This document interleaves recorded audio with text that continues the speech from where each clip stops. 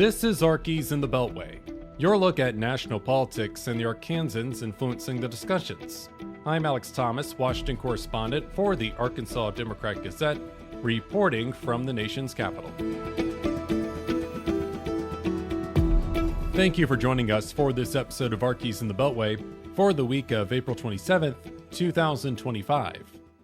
The Arkansas Congressional Delegation asking President Donald Trump to reconsider the state's major disaster declaration request related to severe weather in March.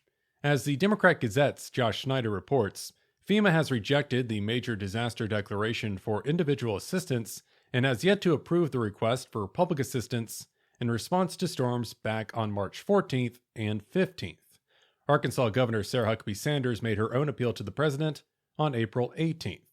The federal lawmakers argue the assistance is needed given the destruction from the March storms, coupled with severe weather in early April.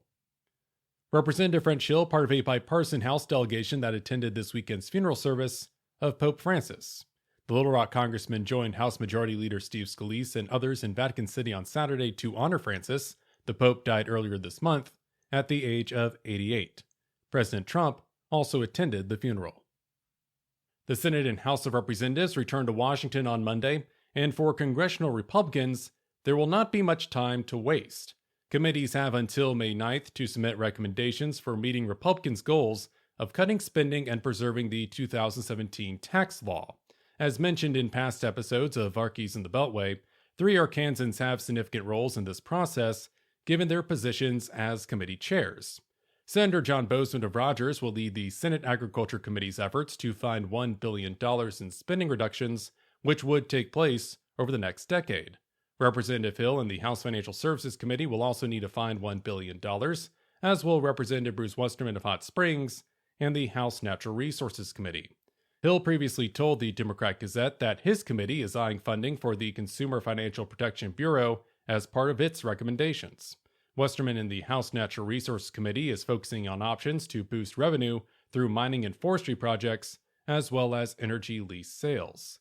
Much of the attention regarding reconciliation has been on how committees could propose spending reductions affecting Medicaid and the Supplemental Nutrition Assistance Program, the latter more commonly known as food stamps. Some other things to keep tabs on: the Senate has yet to vote on Warren Stevens' nomination as the next ambassador to the United Kingdom. The Senate Foreign Relations Committee has approved the nomination. New Hampshire Democrat Jean Shaheen backed Stevens in the committee vote, yet raised concerns about the Arkansan being ambassador, with Mark Burnett serving as the president's special envoy to the UK. I hope that this committee is going to ensure that the roles and responsibilities of the ambassador and special envoy are clearly delineated, and that once the special envoy's temporary appointment concludes, that this committee will have the opportunity to consider his nomination pursuant to the bipartisan law that requires Senate confirmation of special envoys. Burnett, a longtime television producer behind The Apprentice, Survivor, and Shark Tank. The full House waiting to consider a measure formalizing Trump's decision to rename the Gulf of Mexico. The House Natural Resources Committee favorably reported the bill, recognizing the change to the Gulf of America before the 2-week break. Georgia Republican Marjorie Taylor Greene, one of the House's more controversial members and a staunch Trump supporter, introduced the legislation in January, in the weeks before Trump took office. Representative Westerman during the April 9th committee markup. Americans have long been the dominant driving force behind the economic value of the Gulf, and this legislation simply reinforces the many ways that this treasured resource has benefited the United States. The committee's top Democrat, Jared Huffman of California, among the lawmakers who opposed the bill. He argued Congress has more important issues worth addressing. In fealty to the president, House Natural Resource Republicans are considering a joke of a bill to rename the Gulf of Mexico the Gulf of America. If you were to choose a bill that perfectly embodies the Republican Party at this moment in history, this might be it. The Arkansas State Legislature considered a measure during its legislative session recognizing the name change. That bill would have also required state agencies to use Gulf of America in their official work.